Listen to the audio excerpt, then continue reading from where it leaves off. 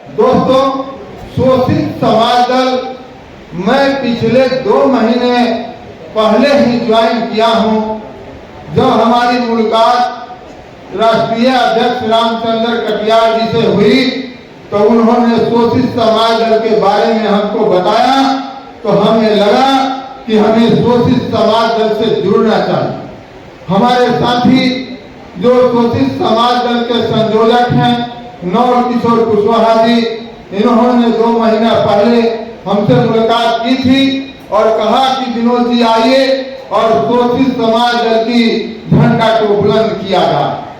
दोस्तों, 7 अगस्त 1972 को महामना राम स्वरूप वर्मा और जगदेव बाबू की अगुवाई में शोषित समाज दल का निर्माण हुआ और शोषित समाज दल का निर्माण हुआ और यह पार्टी निर्माण के बाद सत्ता तक पहुंचने का काम किया। लेकिन जगदेव बाबू के शहीद होने के बाद यह आंदोलन धीरे धीरे कमजोर पड़ती गई। सिर्फ साल में एक बार कुर्था में इस दल के माध्यम से मेला लगाने का काम किया जाता है। मेला पुरजोर तरीके से लगता है। इस बार की मेला में हम भी वहां उपस्थित हैं। मेला में जिस तरीके से मेला लगा, वहां की उत्साह को देखा, वहां के नौजवानों को देखा, वहां के बुजुर्गों को देखा, वहां के महिलाओं को देखा, वहां की बच्चों को देखा, तो हम मजबूर हो गए चिंतन करने के लिए कि जब इतनी बड़ी तादाद में जगदेव बाबू के मेला में लोग शरीक हो रहे हैं, तो आखिर ये शोषित समाज दल रुक क्यों गया, इनके ऊपर धूल क्यों पड़ गया, ये चिंता का विषय। और हमने चिंतन किया और उसी दिन हमने लग गया कि पहले जो थोड़ा सा धूल पड़ गया है, कम से कम इसको जल्दी से जल्दी साफ करने का काम करें। तो अपने साथी नौल कुशवाहा के साथ में हमने मिलकर प्लान किया और हम पूरे बिहार का दौरा करने का काम किया। हम लोगों ने खगड़िया गया, मंडल जी से मिला, हम लोग बेगूसराय गए, वहाँ धर्मेंद्र जी थे, वहाँ मिला, हम लोग औरंगाबाद मथुरा जी से मिलने का काम किया, हम लोग गया गए, हम लोग हरसपुरा गए, हम लोग कुर्था गए, हम लोग छपरा और सिवान में भी चर्चा किया। चर्चा के माध्यम से पता लगा कि जगदेव बाबू के अनुयायी तो है।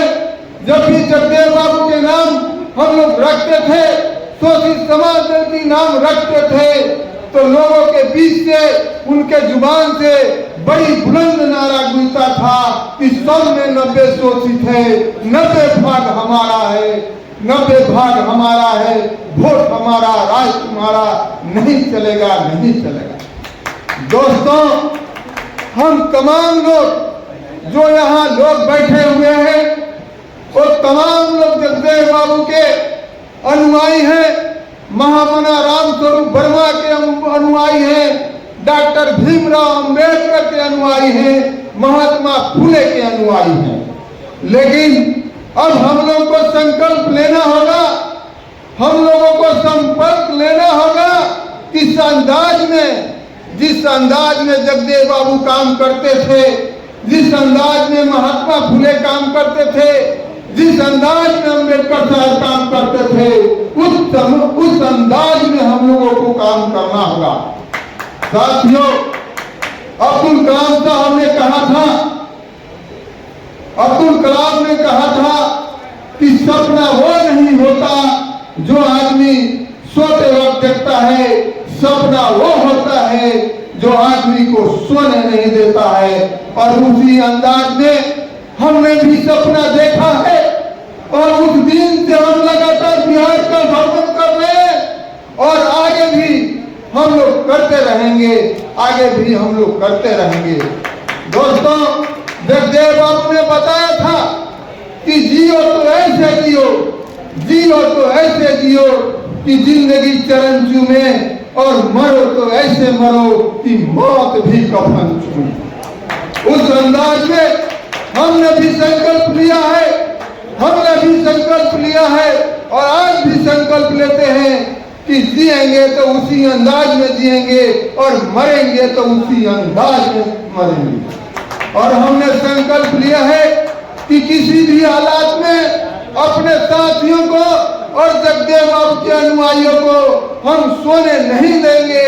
हम उनका दरवाजा अपने जीवन के अंतिम क्षण तक, अपने प्राणों के कण तक,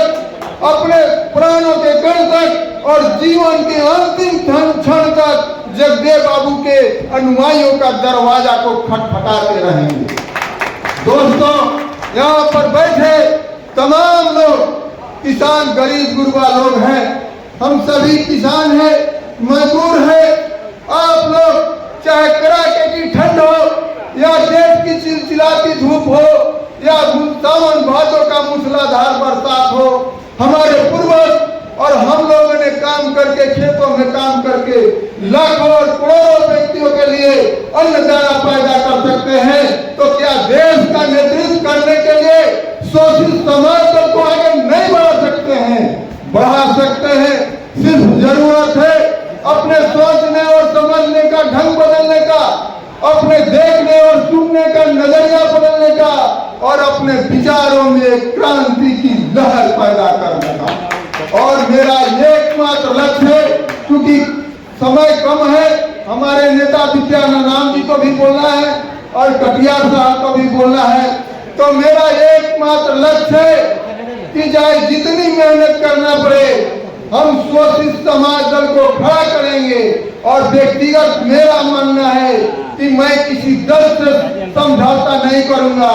शोषित समाज दल पूरे बिहार में और मजबूती से लड़ने की औकात में है और रहेगा। हमारे नेता रामचंद्र कटियार जी कल बोल रहे थे एक सभा में आरक्षण की सवाल पर कि भैया हम लोग 90% है, हम लोग 90% है। जगदेव बाबू ने कहा था कि हम लोग 90% है, तो हमें याचना करने की जरूरत नहीं है। हमें 90% अपने भाइयों को इकट्ठा करने की जरूरत है। जब हम 90% इकट्ठा हो जाएंगे तो किसी से याचना करने की जरूरत नहीं है, किसी से मांगने की जरूरत नहीं है।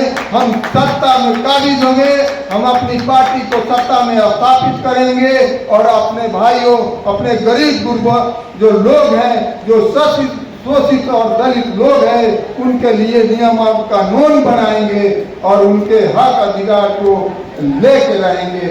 तो दोस्तों, आप लोग भी